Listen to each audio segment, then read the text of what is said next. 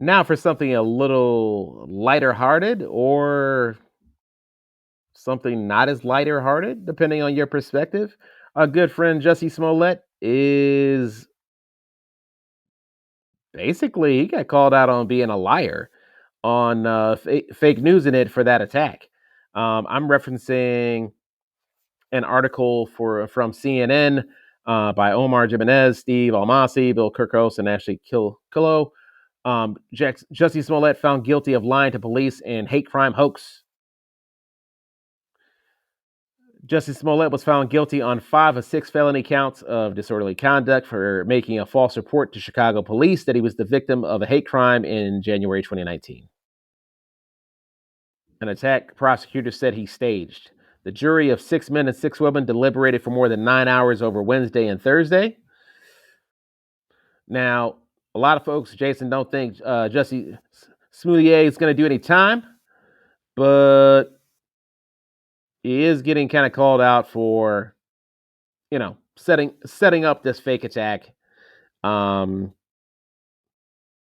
really, it seems like they kind of made an example out of him because the way what he reported versus what actually happened just never really added up.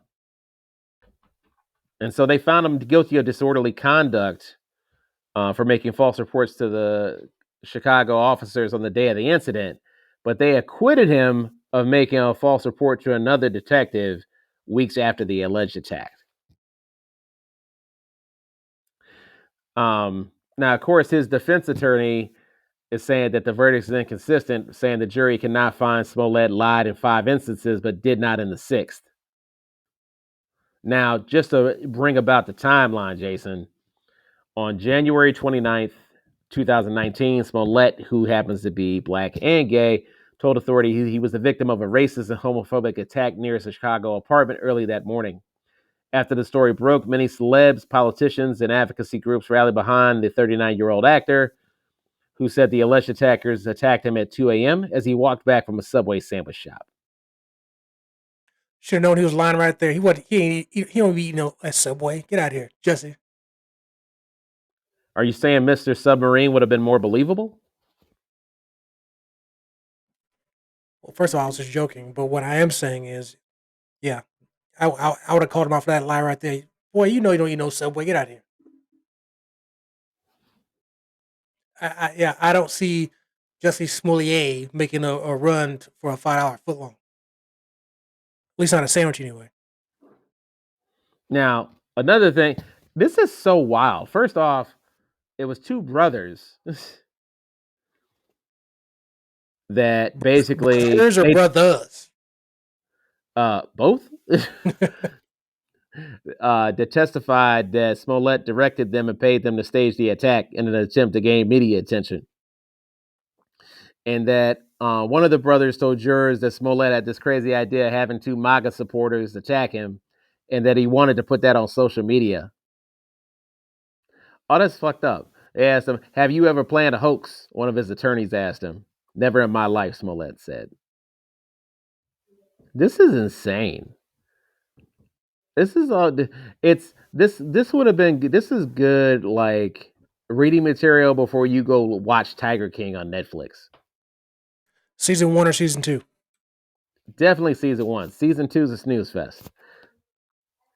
This is wild. So much shit has happened in that case. I forgot about it. A lot of folks are also saying that the reason why the special prosecutor was involved because they basically tried to send a message to Cook County State Attorney Kim Foxx. And what message is that? Basically, that she don't run shit, and that she can't look the other way when shit like this goes down. The argument is that he received preferential treatment from the state attorney's office. They indicted him on new charges, dog. That's what I'm saying. Should we be surprised that he got preferential treatment? I mean, why? Okay, so I have a question for you while you're looking at some stuff there. Earlier, you said that you felt like he was you know, was being made an example of. How? He was made an example out of in that they caught him lying, and or at least lying enough. Like you can't say that, oh, I was I was a subject of a hate crime, and then it comes out that the shit is manufactured. Like this is some crisis actor type shit. This is the crisis actor shit that these QAnon motherfuckers just love to reference. But this is the exception. This is not the rule. It's not every day you find some motherfucker from Hollywood lying about what actually happened to him like this. Well, that's because most celebrities don't lie about a hate crime happening to them. Um, and I mentioned this yesterday that, well, let me go back a little bit. First of all, I don't know if he's being made an example of yet. If he gets thrown in prison for this, then I'll say, okay, now they're making an example of him, which hey, is what it is. Which I think you and I both know. Anybody listening to this or knows about the story knows he's not going to prison. Here's the thing: it may not matter because if he already has been written off of the show, Well, the show is ending anyway, so well, still that's the timing of when he was written off versus when the show ended. Not exactly 1 to 1. You feel me? well, fair, but it made it a lot easier knowing that hey, we only got one season left. Let's write him off, as opposed to hey, we wanted to do this show for another 5 years. Not to say they wouldn't have made the same decision, but it's like okay, they written him off, and so what? I get it.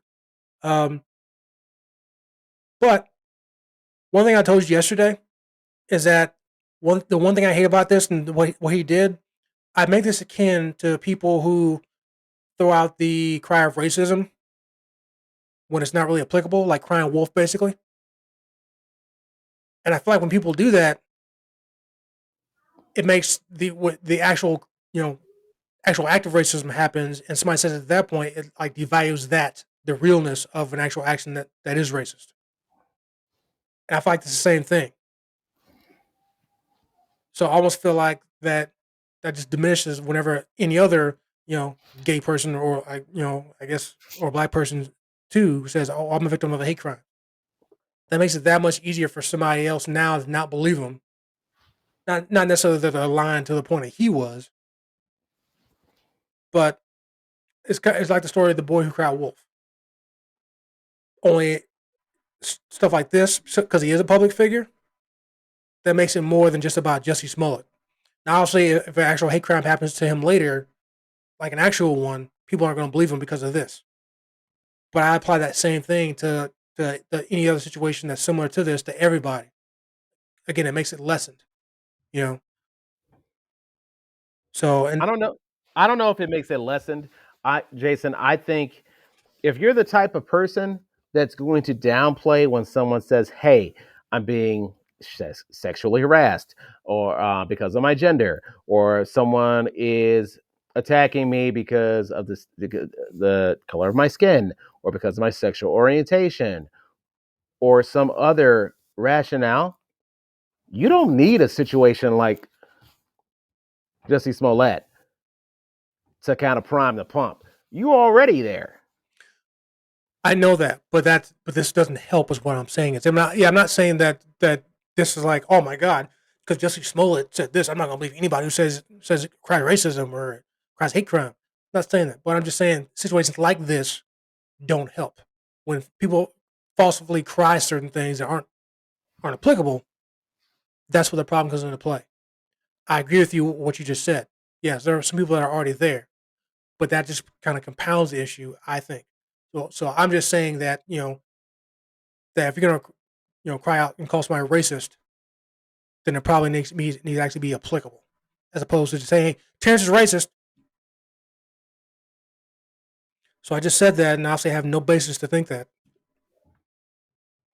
and it just devalues it when somebody actually when it's actually applicable to somebody else. It's not you, or whenever you actually are being racist. I don't know, but um,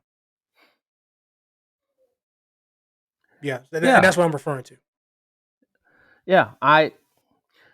I always look at these scenarios when someone has been, I don't want to say exposed, but it, this scenario is not what it was originally purported to be. And so I judge it off that. Like I'm not painting with such a broad brush that now Jesse Smollett needs to be some sort of bellwether case for whether or not we believe if people are truly being um, attacked for who they are. I know that these scenarios are happening. You don't need to be a Hollywood actor for it to give it credence. The issue is, pardon me. The issue is that you you either believe people when they say these things or you don't. And I feel like there's a certain type of person. I mean, there's definitely been a ton of jokes, lobbed at about this case, about you know, Dave Chappelle probably didn't help, right? Um, When does Dave Chappelle help anything these days? um, but but hey, if not for Dave Chappelle, we would not have the Juicy Smoulier reference. So I think he did contribute something to society. I think, um, yeah, I mean, he's probably gonna get off light. Um, but yeah, I would say that they're definitely making an example out of him as an individual. They're not making an example out of black men who happen to be gay. That's not the move. They're making an example out of him because if you go because the lie was so egregious that that he that that he, there was no coming back from this lie, right? Yeah, you're right, but I think the example is going to be if they throw him in prison, which I know he's not going to do. But at this point, he's been found guilty of this, that, or the other, which is horrible. No one should do it. But if all they're going to give him is $75,000 worth of fines, they can pay for right now, probably. Then doesn't really matter. So the example would be throw him in prison. And I and, think and again, not advocating for them to do that. Not saying he should be thrown in prison. But to your point, you want to make an example of him, the individual. There's option A, fines. There's option B, prison. Or C, both. If I have to pick an option that they're probably going to do, I'll say I'm going to go with option A. But the example would be either B or C. I think there's other ways to make an example out of somebody too. I mean, you're talking about the criminal version or Mm-hmm. the criminal variant, the criminal execution from the fallout from this case. He's still facing the criminals, not the criminal, the civic suit too from the city for investigating this shit. So it's the criminal fallout is not the end all be all. There's still a civil component to this. Um, and still in the court of public opinion, he's still fucking paying a price. So Well, that that can easily go away with time. But no, not time in prison per se. But um, yeah, I mean, yeah, you might face a civil suit. Great. Let's see the example there too. That's fine. But what I would say is, okay, civil or criminal, if any other individual let me step back. If any other black male had done this that wasn't a celebrity, would we even be talking about fines? Would we even be thinking the civil suits what's really going to get them? No. If it was Devontae from Jesus Christ. yeah, whatever. If it was Devontae from the Wild Hunnets, we probably wouldn't be talking about option A. It'll be pretty much, is he going to get B or C? Just putting it out there. Celebrity status matters when it comes to all things criminal. Yeah, I mean, you're going to. It's I. It's easy to say. Would we have truly cared about this case if it wasn't a celebrity? No, it wouldn't be on CNN. We would be talking about it for our episode 35 or any other episode. It's only a topic because it's this dude. Nah, The dude from, not, okay, I shouldn't say this specific dude, but you know what I mean, because he's somebody who was on Empire, because he's a singer, because he's Jussie Smollett. That's why we're talking about it. That's why it's on CNN. but I also think about how many times I'll give you a counter. Susan Smith was not famous, Mm-hmm. but the lie was egregious. Remind people who that is, sir. But Susan Smith was the white lady that killed her kids. They drove the car into the lake. Okay, so we're talking about murder, right? Yeah. Okay, so that's a little far cry from claiming a hate crime, but I think that the heinous nature of the crime is what made that newsworthy. That is a part of it. Listen, there were multiple crimes in that scenario. What I'm saying though is she wasn't famous, but the lie was egregious. And the lie in that case was that she was accusing a black man of kidnapping her kid. That's why I'm saying it's not necessarily because Jussie Smollett is quote unquote famous. It's because a component of this is the fame, but a bigger component of it is that the lie was so horrible. The cover up even more absurd. I mean, I think you're comparing apples to aircraft carriers. well, at least copyright the shit, Terrence Brown, Mr. Ross. Goddamn. Sorry, I've been waiting to say that for like 3 episodes. I mean, I see your point, not disagreeing that a huge lie is part of the issue with the old girl. But I also think it was that specific lie and the fact that it was involving children. I think all that adding up, that's what made it newsworthy. And I agree with you. Yeah, she's not a celebrity, but I think that specific type of lie and the fact that it was involving children, I think that's what made it newsworthy.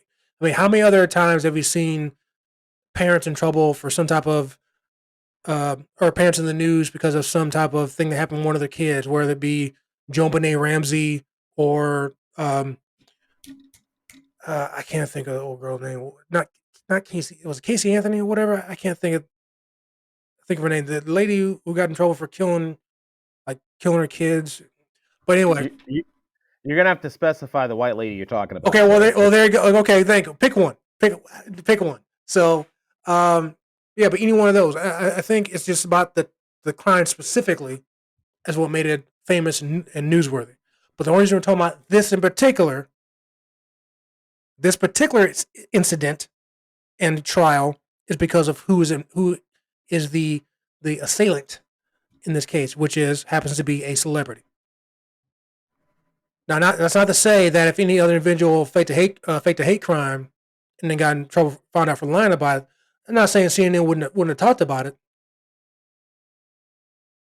but would it have gotten as much coverage as it did if it wasn't Jussie Smollett, or Juicy as we call him. The world will never know, Mr. Ross. All right. That concludes our segment on Mr. Jussie Smollett. Coming up next, we're going to be talking about the unfortunate tornado tragedy that covers 6 states. Coming up next on Cal Park Bros.